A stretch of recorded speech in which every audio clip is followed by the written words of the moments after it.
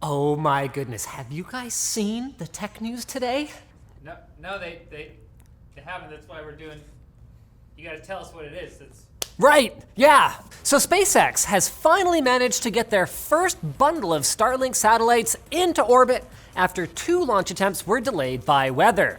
After the Falcon 9 rocket carrying the satellites released them into orbit, it landed safely on the "Of Course I Still Love You" drone ship back on Earth. The 60 Starlink satellites were then released and slowly drifted away with no observable deployment mechanism. So it might have worked? Well, we're gonna find out soon, because the satellites are meant to deliver high-speed internet, and these initial 60 are hopefully gonna be part of a network of 800 to 12,000 satellites once it's fully built out. That is a lot of space satellites. Yeah. And that doesn't even mention the competing satellite systems being developed by Telesat, OneWeb, and a host of other companies. I swear, if the aliens ever do come here, like, they're gonna have to elbow their way through the atmosphere first. That's how we know they really want to meet us. Now, a big draw for early Snapchat users was privacy, as the app features time-limited, self-destructing messages. But the company is in hot water for allegedly allowing its employees to breach the privacy of its users. 2 former employees told Motherboard that multiple parties within the company abused internal tools that gave them access to user data, including user locations, saved photos and videos, phone numbers, and email addresses. One of these tools, called Snap Lion, is used by Snap to collect data on users to comply with valid requests from law enforcement.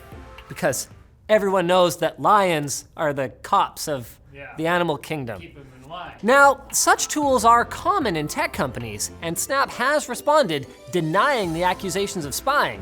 But this is just yet another reminder that however private you might think your data is, if you're giving it to a company, a human probably has eyes on it at some point. And you just don't know where those eyes have been. Yeah.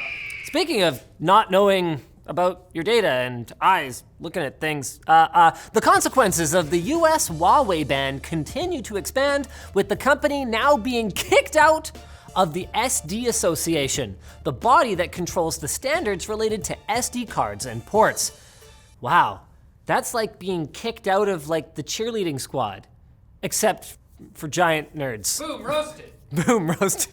So what this means is that Huawei will no longer be able to produce devices with ports for SD or micro SD cards.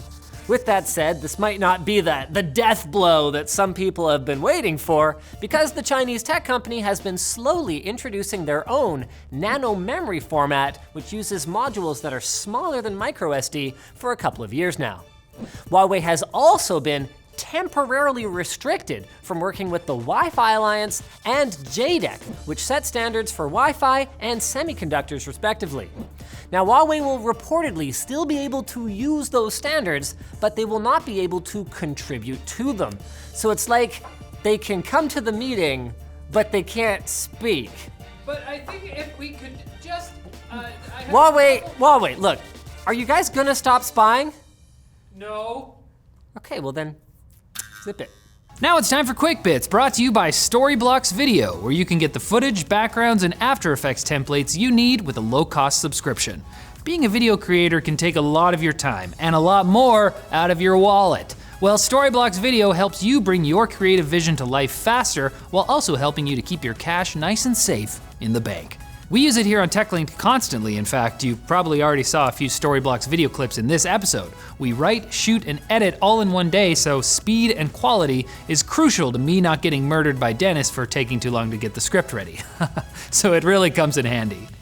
To learn more about Storyblocks Video, click the link below. On to the blippity blops. NVIDIA has released a teaser for some kind of GeForce product with super in the title, or on the product itself. It could be a supercharged and super expensive new variant of the RTX 2080 Ti. It could be a new NVIDIA Shield. It could be a superior vena cava, and we only just saw the first part. It's a blood vessel. No, it's part of the heart. I don't remember. It doesn't matter. The point is, we're probably going to find out next week at Computex. NVIDIA, you guys are such teases. How will I wait? Such a tease. Speaking of teasing, would you tease Amazon with a scan of your nearly naked body for a $25 gift card?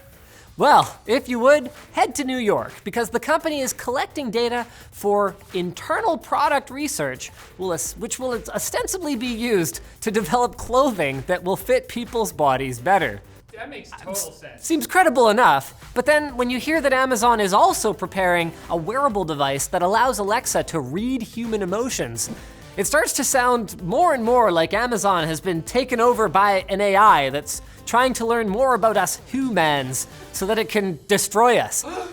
Is that worth a $25 gift card?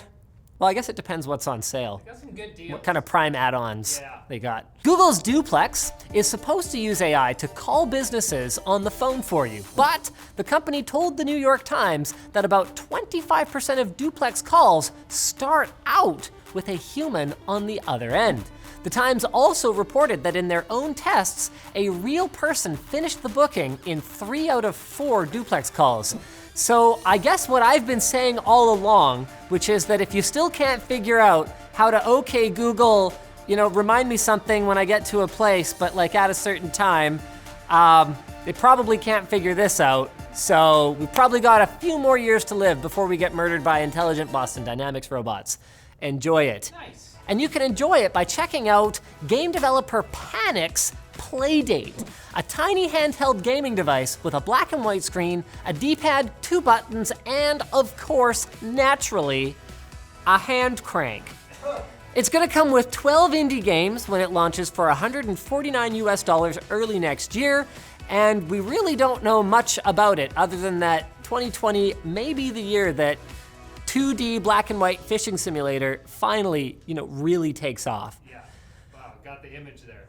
The Air Force is planning to use the XQ-58 Valkyrie drone made by Kratos Defense as an unmanned sidekick for fighter jets that are flown by human pilots. As part of a program called Skyborg, that's not ominous at all. So the drones would be networked to the manned craft and serve as an AI wingman of sorts, which would fly ahead to scout or draw fire from attackers. Now, I'm assuming that these military folks have done their prerequisite research here and watched Stealth, the classic bad action movie starring Jessica Biel, right? Should be required viewing. I certainly hope so. Also Independence Day. Very informational. That's really important too. Yeah. Also, according to my research, this episode is now over. Thanks for watching, guys, and if you liked the tech news today, well, just wait until Monday, because it's gonna be even better. We actually have no way of knowing that, do we? You can't guarantee that. Please don't. Oh. Magic? It's a crystal ball. Yeah, magic. Magic ball. Okay, seeing into the future is not magic.